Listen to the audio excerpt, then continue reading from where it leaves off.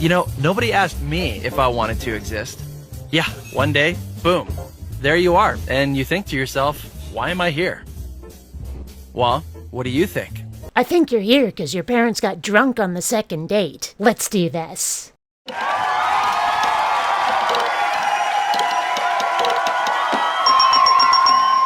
Greetings, fellow space travelers. BionicDance here. There are a lot of reasons religious people say they're religious, and a lot of them are pretty terrible. But very few of them make me quite as grumpy as the one you're about to hear. In a nutshell, you should be religious because being an atheist is rather unpleasant. No argument in favor of God's existence, just an appeal to emotion. Well, several appeals to emotion, really. Is there a reason we're here? Do our lives have any real significance? Well, that depends. On what? On whether or not God exists. Okay, why in hell is this chick's face blurred out? My hypothesis, it's obviously a Muslim video, but they're trying to appeal to a Western audience. One way or another, they've gotta hide her face, but they can't have her wearing a burqa or hijab, so they're substituting camera effects. Or maybe I'm just reading too much into it. Still weird, though. Wait, hold on. Are you saying that my life has no significance because I don't believe in God? No, not at all. I'm saying that if God doesn't exist, it doesn't matter what you believe. Our lives would have no objective meaning, value, or purpose. And this is why these arguments make me grouchy. Theists love to throw around the word objective. If something isn't objective, it doesn't count in their world. Well, horse feathers. What does it even mean for our lives to have meaning, value, or purpose anyway? Is there some ending, some ultimate goal in which we are a vital cog? If so, what is it? They never seem to cover that part. Many atheists themselves recognize this. If atheism is true, life is absurd. Okay, and why do they think that? To begin with, if God does not exist, then the physical universe is all there is. Which means you and I are just accidental byproducts of nature. That's another one I find quite vexing, specifically the word accident. If something isn't intentional, that doesn't mean it's accidental or random. If, as it appears to be, the universe is governed by a system of laws, unguided but still consistent, then nothing is an accident. It just is as it is. A rolling stone doesn't land where it's told, and if it rolls the exact same way, it'll land in the exact same spot. No God required. Right. So? That means we were not intentionally designed, so there's no purpose for us being here. Whoa. It gets worse. If God does not exist, there is no absolute standard of moral value. And maybe that stinks, but oh well. That's one thing theists seem to have the hardest time accepting, that something they don't like about life, the universe, and everything might just be tough noogies. You've heard of Richard Dawkins, the atheist? No, never heard of the guy. You're watching BionicDance. Oh right, him. Okay, carry on. He points out that in a materialistic universe, there is at bottom no design, no purpose, no evil, no good, nothing but pointless indifference. So you're saying atheists can't be good people? No, I'm not saying that. Many atheists live good lives. What I'm saying is, atheism fails to provide an objective basis for saying any particular action is good or evil.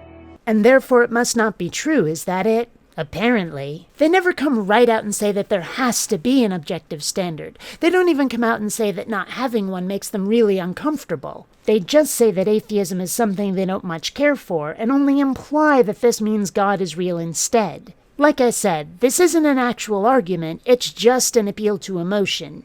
Oh, come on. After millions of years of sociobiological evolution, humans have developed a sense of morality. We all know it's good to feed a hungry child and bad to torture someone for fun. Of course we do, but that's precisely what atheism cannot explain.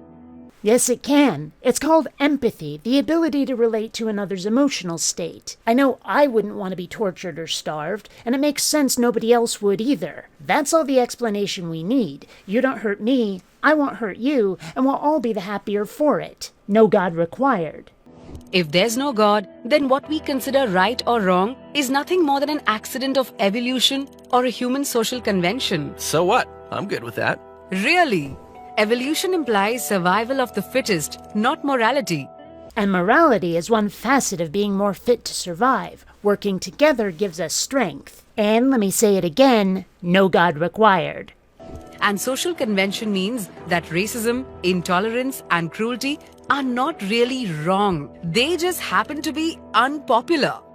And what does it mean for something to be really wrong? In a moral sense, wrong is not the same as incorrect, the way a math problem might be. So what does it mean for something to be really wrong? The very concept seems ridiculous. Find me any rule of conduct that isn't made up by someone, even if it was made up by your God.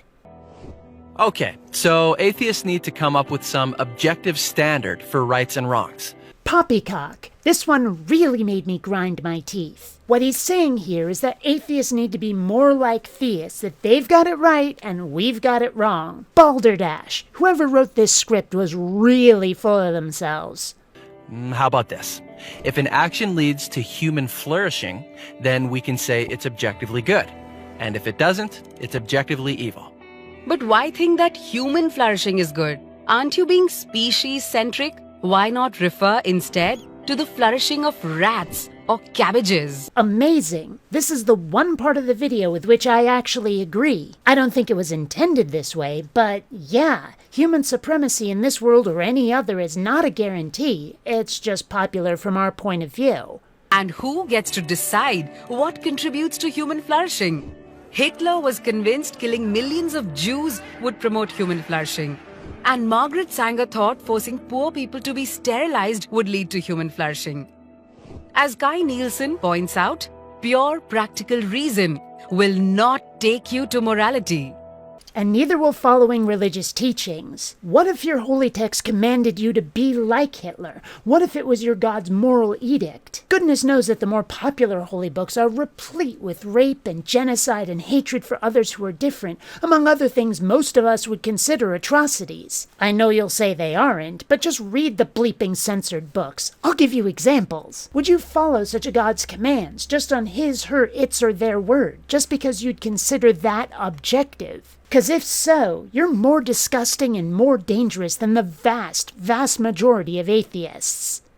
So if atheism is true, there is no legitimate basis for saying that behaving one way is worse than behaving any other way. So it really doesn't matter how you live your life. Your day-to-day choices are meaningless. Of course, if you treat someone in a way that's harmful or insulting, they might just kick your ass. I think that's one way to tell whether your day-to-day actions have meaning. And again, what does it even mean to have meaning? Please tell me that. My life has meaning because it accomplishes... If you can fill that blank with anything other than God's plan or some other meaningless answer that moves the goalposts, please do. So if there's no God, what happens when you die? Well, nothing. You simply cease to exist. Right. So one person lives a kind, generous, thoughtful life. Another lives a horrible, violent, selfish life. It doesn't matter. In both cases, the outcome is the same. Nothingness. So how can their life choices have any objective meaning? And now we're back to tough noogies country. So some rat bastard gets away with his crap. I don't like it. You don't like it. There's no justice there, and therefore a God must exist, otherwise that really blows chunks, and that's just plain not allowed, apparently. Well, it's certainly meaningful if I discover a cure for cancer or save a child's life. I agree completely. But atheism can't explain why. Scientists predict that eventually the whole universe and mankind with it will die out. So everything comes to nothing. That's why atheist Bertrand Russell says we must build our lives on the firm foundation of despair. No thanks. I'd rather live a happy life. And therefore, real or not, he's gonna believe in a God, because he can't handle the world's problems. This is why I have respect for atheists in ways I never will for theists, because atheists have to be strong. We make our happiness instead of using religion as a crutch. Sure, life stinks and then you die, so why not make the best of it while you're here? Do what you can to stave off that ultimate despair, so when it's over, if you get the chance, you can say to yourself, hey, I had a good run, and I did it myself, no God required. You're not alone. Every atheist has to choose between being happy or being consistent. You can tell the whole world you're an atheist, but you can't really live like one. Oh, rubbish. She doesn't know what it means to live like an atheist. She just quote-mined a bunch of prominent atheists and then strawman the heck out of them. For example, that Bertrand Russell quote. One popular interpretation is that the despair he describes only comes for those with a religious need, but who find no God in their world. An atheist would feel no such despair at God's absence because they have no need of such a creature in their lives. Unfortunately, that doesn't describe every atheist. Some do have that religious need, and it can tear them up inside to not see it filled. They're the exception that illuminates the rule, and it's good that there are other atheists out there to help them through it. But it certainly does describe my life. I don't need a God, and I'm quite content without one. Anybody can be, truly. That religious need isn't inevitably permanent. Until next time, fellow space travelers, this is BionicDance saying don't run on automatic. Instead, please, think.